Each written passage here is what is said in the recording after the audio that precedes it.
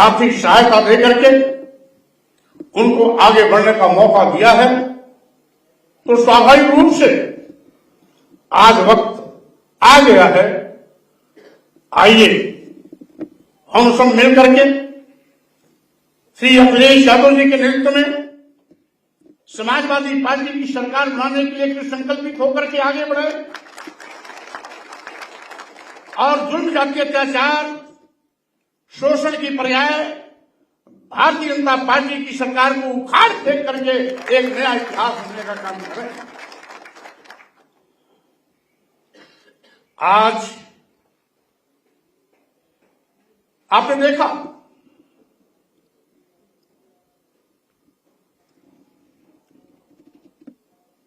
जिस तरीके से पूरे प्रदेश में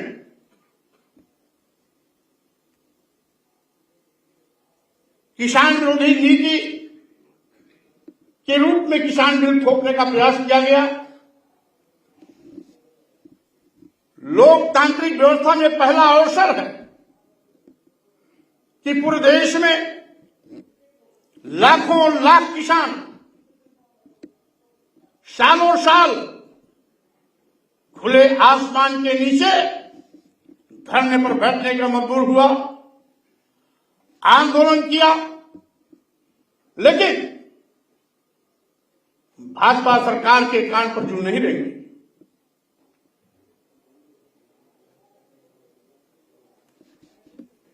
चुनावी आहत हुई, जलधार खिसकने का डर हुआ, तो जल्दी जल्दी में बिना किसानों से बात किए अचानक बिल वापस भी हो जाता है। यानी ये किसानों के हितैषी नहीं है, किसानों के हमदर्द नहीं है, बल्कि ये वोट के सौदागर किसानों की लाश पर अपनी राजनीतिक गोड़ बिछाने में पीछे नहीं रहते हैं। ऐसे लोगों से भी आपको सावधान और सजग रहना है। मैं यहां ये भी कहना चाहता हूं, मालूम नहीं कितने किसान इस किसान आंदोलन में शहीद हुए, कड़कती ठंड के शिकार होकर के मौत के घाट उतर गए, लेकिन भाजपा सरकार का दिल नहीं पसीजा। और साथ ही साथ किसानों के नाम पर हरियाली आंसू बहाने में भी ये सरकार बड़ी वाहवाही लूटने की कोशिश करती है। लेकिन जिस तरीके से छाती पीट के नहीं अघाते कि हम किसानों को 6,000 रुपया प्रधानमंत्री सम्मान निधि देते हैं,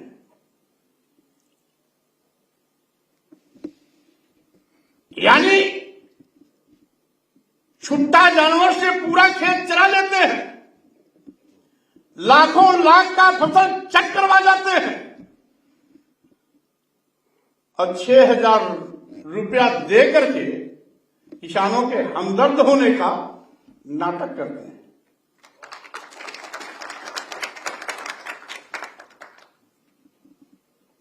लाखों की फसल चढ़ा करके 6,000 रुपए की कीमत क्या होती है योगी मोदी से पूछो।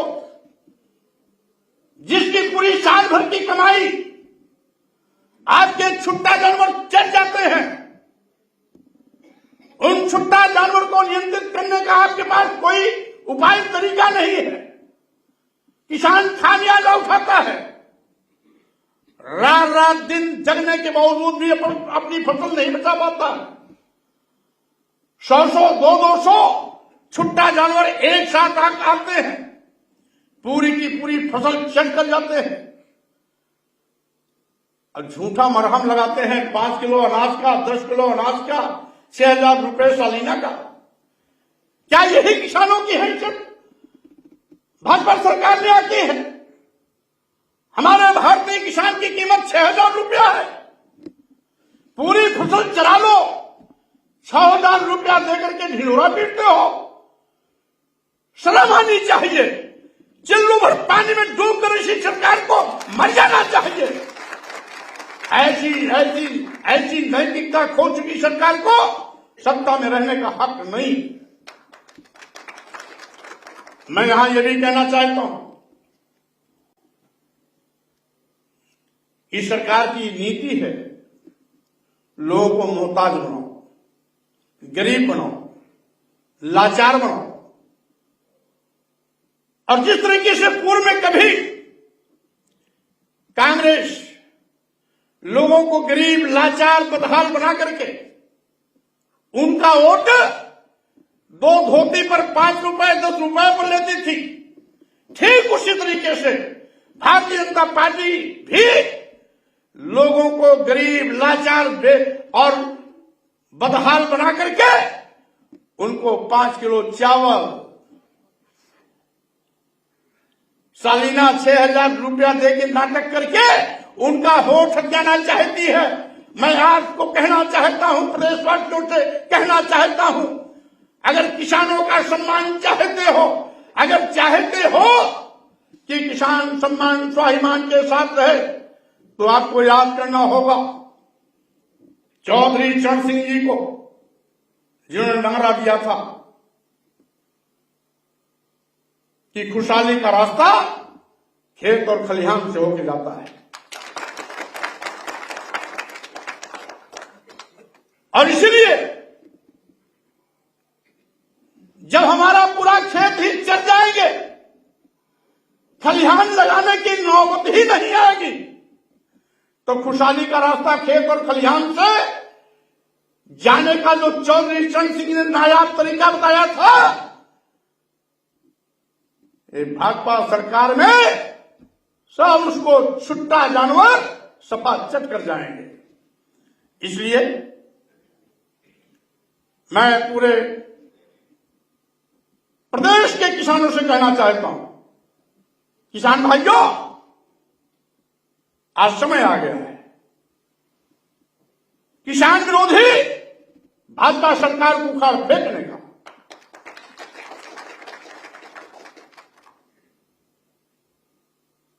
किसानों के मसीहा रहे चौधरी चरण सिंह के रास्ते पर चलने वाले पिछड़ों के मसीहा मुलायम सिंह यादव ने जो लाइन खींची थी, चौधरी चरण सिंह जी के रास्ते पर चल करके किसानों के सम्मान में जो एक नया रास्ता खींचा था,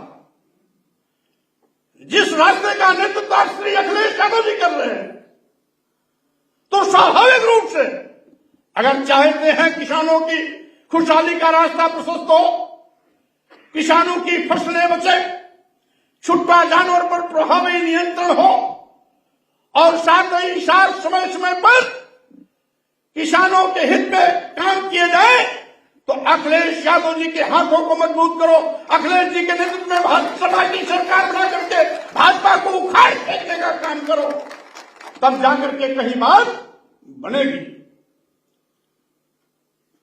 आज 24 जनवरी, गरीबों, मजदूरों, दलितों और पिछड़ों के बुलंद आवाज कर्पूरी ठाकुर जी की जयंती भी है। इसलिए अगर आप चाहते हो गरीबों की आवाज बुलंद रहे, गरीब, मजदूर, किसान सम्मान और स्वाभिमान के साथ खड़े हो, तो साथियों, हमें कर्पूरी ठाकुर जी के जन्मदिन के अवसर पर संकल्प लेना होगा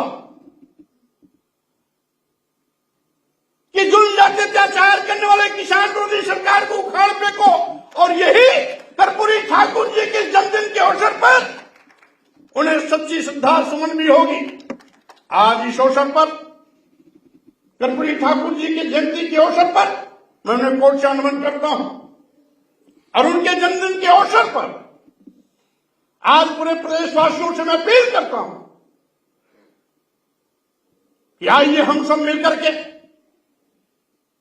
कर्पूरी ठाकुर जी के सम्मान में फिर से इस प्रदेश को नई विकास की दिशा देने के लिए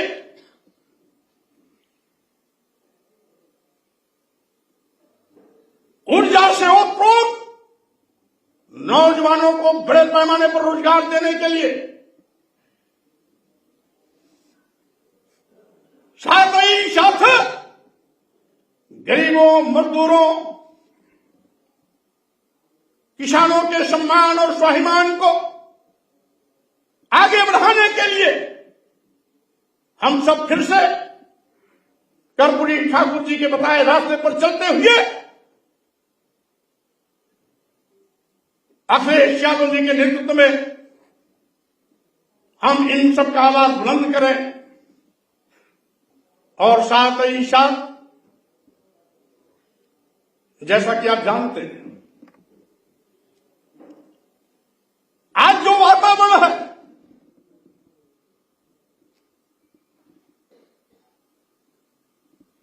इसमें आपको ढालना, अपने को ढालना भी पड़ेगा। हो सकता है बड़े पैमाने पर खुली जनसभा रैलियां ना हो सके।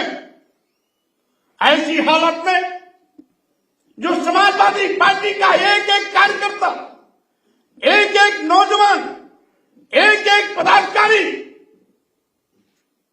साइकिल लेके निकल जाए, टोले मोहल्ले में घर घर पहुंच कर करके आप सभी स्वयं अपने आप में अखिलेश यादव बन जाएं।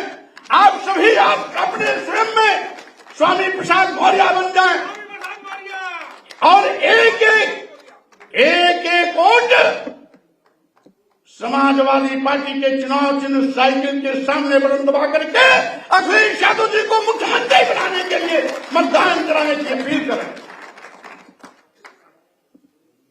इस अवसर पर हम ये भी कहना चाहते हैं, भारतीय जनता पार्टी प्रदेश और केंद्र की सरकार बहुत ढिढोरा पीटती है डबल इंजन की सरकार।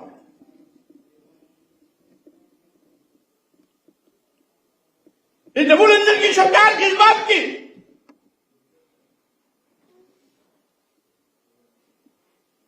दलितों पर उत्पीड़न कराने की, इनकाउंटर से मारने की, दलित बेटियों को सामूहिक बलात्कार का शिकार बनाने की,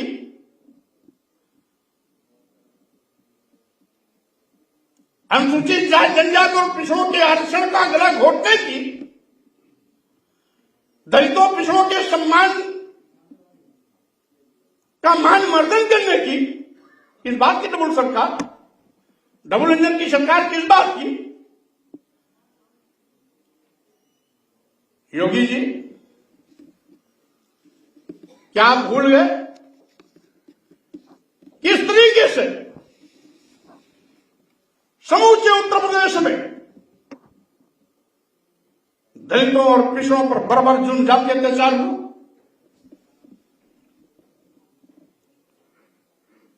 आज जो एनसीआरबी 2021 का आंकड़ा है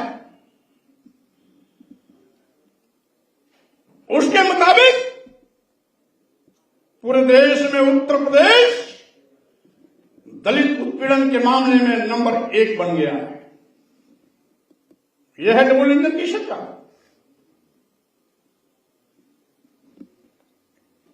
बड़े पैमाने पर जिस तरीके से हिंसक घटनाएं हुई,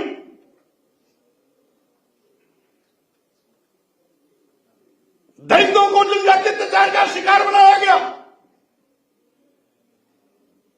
आज जहां पूरे देश में कुल 50,251 इस प्रकार की घटनाएं हुई हैं दलित हिंसा और उत्पीड़न की, उस 50,291 में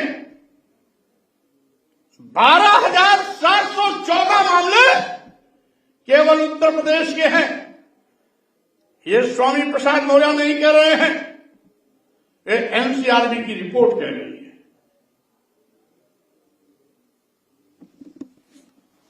इसे भारतीय जनता पार्टी की डबल इंजन सरकार में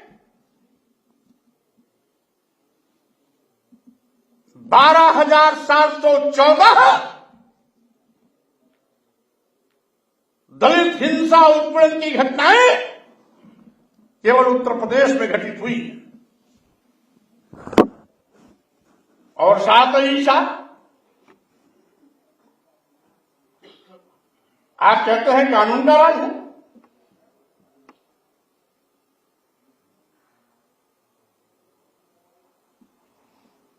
योगी जी किसकी आंख में धूल झोंकना चाहते हैं? हाथरस में जिस तरीके से एक दलित बेटी के साथ सामूहिक बलात्कार की घटना होती है,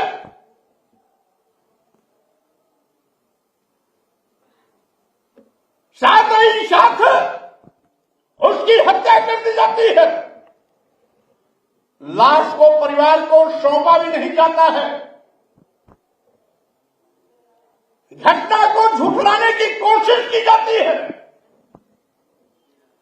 और साथ ही साथ जल्दी जल्दी में योगी जी अपने पुलिस के बल के द्वारा रातों रात पेट्रोल जला करके उसको जलाने का घृणित कार्य किया जाता है।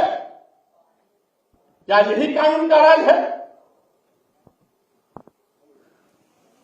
क्या यही डबल इंजन की सरकार की देन है? अगर यही उपलब्धि है डबल इंजन की, तो उत्तर प्रदेश आपकी इस डबल इंजन की सरकार को नकारने का काम करता है, उसको उत्तर प्रदेश के विधायी के लिए तैयारी कर बैठा है।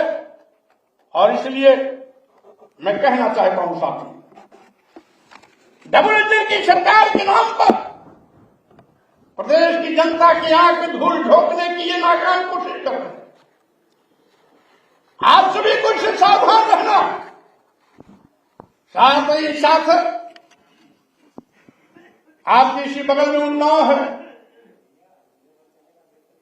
उन्नाव में भी जहां एक अति पिछड़े की बेटी के साथ सामूहिक बलात्कार होता है, बलात्कारियों के द्वारा लाश को तेल डाल करके जला दिया जाता है, उसकी मौत होती है, सरकार उसको भी दबाने की कोशिश करती है। लेकिन जिस तरीके से मीडिया और स्थानीय लोगों के दबाव में सरकार को उसका नोटिस लेना पड़ा,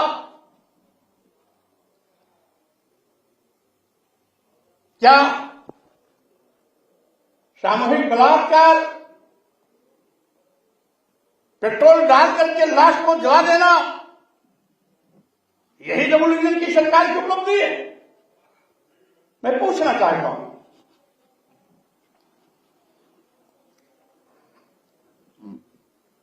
यही नहीं, उन्नाव की दूसरी घटना एक हफ्ते बाद होती है, वो भी दलित की बेटी है, सामूहिक बलात्कार की घटना की शिकार होती है। वहीं पर कानपुर देहात में जांच पूछ करके एक दलित को पेड़ से बांध करके बुरी तरह से बेरहमी से मारा पीटा जाता है। यही आपका कानून का राज है?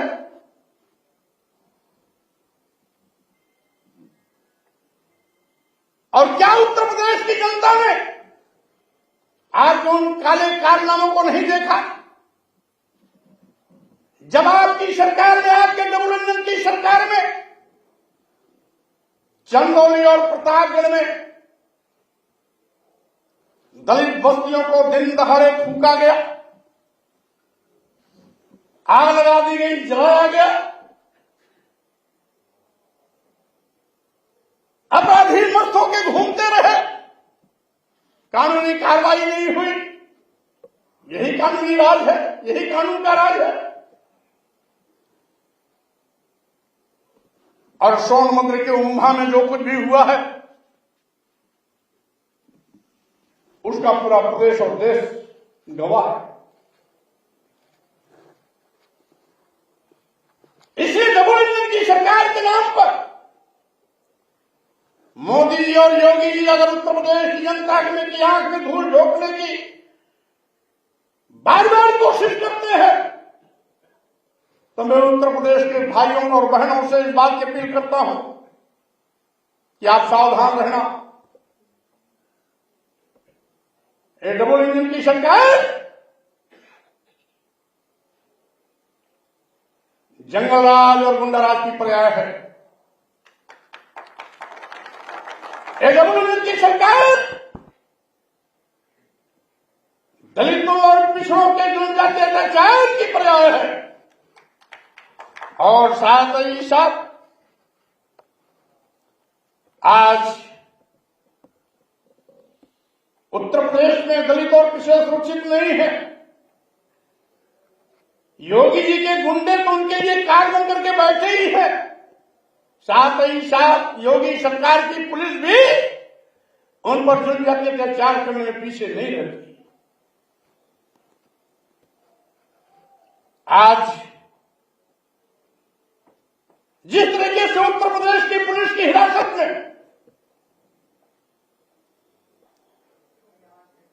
1318 लोगों की मौतें हुई हैं और इनमें सबसे ज्यादा संख्या अनुसूचित जात, अनुसूचित जनजाति और पिछड़ा वर्ग के लोगों की है, जो इस बात का गवाह है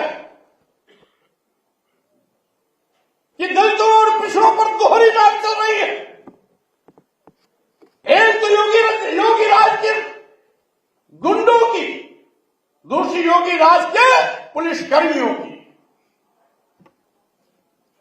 और योगी जी बहुत खुश है कि डबल इंजन की सरकार है।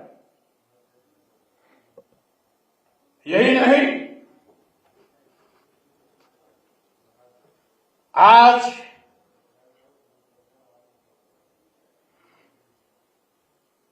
मैं खुद मौके पर गया था। गोरखपुर के गृह थाने में 40 दिन के अंदर 7 हत्याएं हुई थी। 5वीं हत्या हुई थी, मैं घटना मौके पर खुद गया था। उसमें मैंने कहा भी था, हो सकता है पूरे प्रदेश में कानून का राज हो, लेकिन गोरखपुर और गगहा में आज भी गुंडा राज है। उसमें मंत्री था, मंत्री के रूप में कहा था, टीवी चैनल पर चला भी, मुख्यमंत्री ने मैनेज करके उसको खत्म कराया। उसके बावजूद भी मुख्यमंत्री जी को थोड़ा शर्म नहीं आई कि हमारे सरकार का एक मंत्री घटनास्थल पर गया है, दोषी पुलिसकर्मियों के खिलाफ कार्रवाई हो जाए। मेरे आने के 1 हफ्ते बाद 2 हत्या और हो जाती है, और जब 7 हत्या हो जाती है, 40 दिन के अंदर 7 हत्या होती है, तब जाकर के वहां का थाना अध्यक्ष और सीओ लाइन हाजिर होता है। 7 हत्या पर 7 हत्या में 2 ब्राह्मण मारे गए, 2 मौर्य मारे गए, 2 बनिया मारे गए और 1 सिरकटी लाश अज्ञात महिला मिली थी। 7 हत्या 40 दिन में।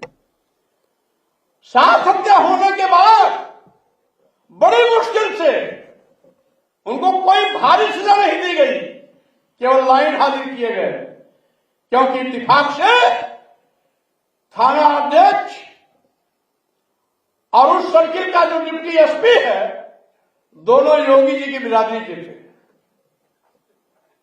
दोनों योगी जी की बिरादरी के थे। इस साथ हत्या के बाद भी मुख्यमंत्री जी उन पर मेहरबान थे।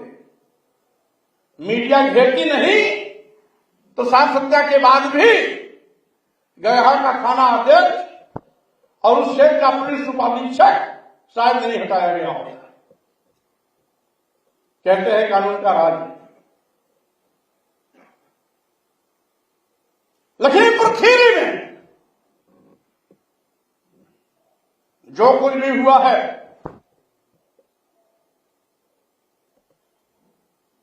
केवल उत्तर प्रदेश ही नहीं, उस प्रदेश स्तब्ध रह गया। उप मुख्यमंत्री जी उस दिन उसी जिले में थे। केंद्र का राज्य गृह मंत्री भी उस जिले में था।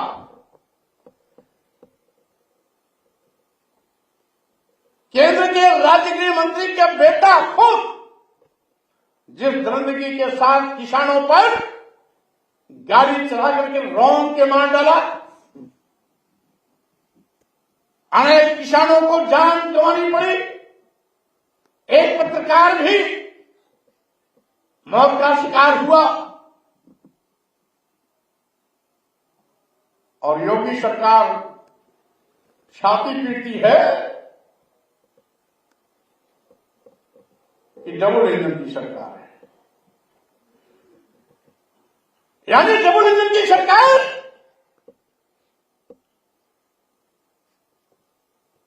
दलितों का इनकाउंटर, पिछड़ों का इनकाउंटर, किसानों को रौंद करके कुचल करके मार देने की घटना,